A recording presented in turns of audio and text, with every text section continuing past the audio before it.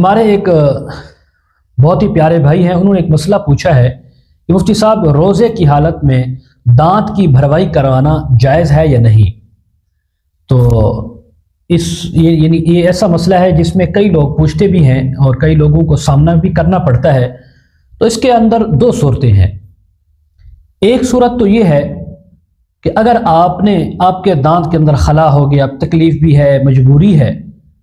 اور آپ نے دانت کی بھروائی بھی کرنی ہے، تو اگر آپ نے دانت کی بھروائی کی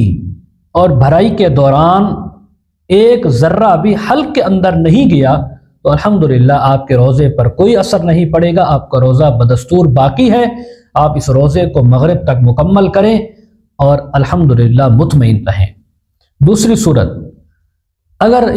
دانت کی بھرائی کے دوران یا داڑھ کی جو بھرائی ہوتی ہے اس کے دوران بھرائی ہو رہی تھی، ایک ذرہ نکل کر وہ آپ کے حلق میں چلا گیا ہے، پیٹ میں چلا گیا ہے، اب آپ کا روزہ ٹوٹ گیا ہے، چاہے اس کی وجہ سے کوئی ذائقہ کوئی چیز محسوس ہو نہ ہو، لیکن چونکہ حلق سے وہ چیز گئی ہے اور یہ جو کام آپ کروا رہے تھے یہ آپ کی اپنی مرضی سے ہو رہا تھا، ایک ہوتا ہے انجانے سے ہو جائے، یہ آپ کی مرضی سے کام ہو رہا تھا، اس کام کے دوران ایک ذرہ حلق کے نیچے چلا گیا ہے، تو اب آپ کا روزہ فاسد ہو جائے گا۔ اب اس روزے کی قضا آپ کے اوپر رمضان کے بعد لازم ہو جائے گی۔ تو اس لیے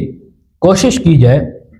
کہ روزوں کے اندر بھرائی نہ کی جائے، افطاری کے بعد بھرائی کرا لیں اگر ضروری ہے رات کے وقت، اگر ضروری نہیں ہے تو رمضان کے بعد کروا سکتے ہیں۔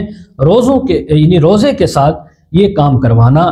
تو اس میں اس کی حوصلہ افزائی نہیں کی جا سکتی، اس لیے کہ روزہ اس سے مکروہ بھی بعض دفعہ ہو جاتا ہے، بعض دفعہ ٹوٹ بھی سکتا ہے۔ اللہ تعالی عمل کی توفیق عطا فرمائے۔